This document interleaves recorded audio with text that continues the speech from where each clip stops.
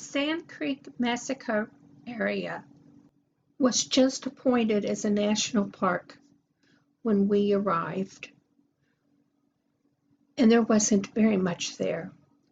The only thing I can tell you is that the U.S. soldiers went after the Native Americans, and it was mostly about 750 women and children.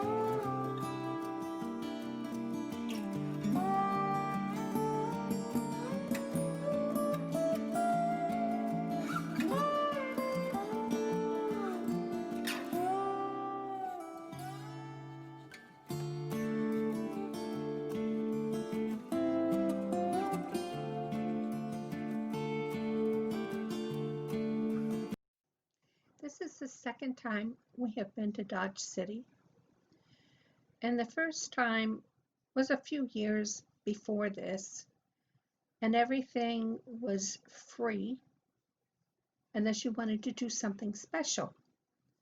A meal at the Long Branch had a cost, of course.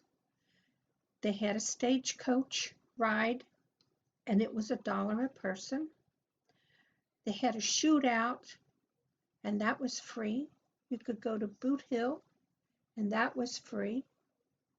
And this time, you couldn't get into the grounds unless you paid $15 a person. And so, as cheap as we are, we said, no thank you.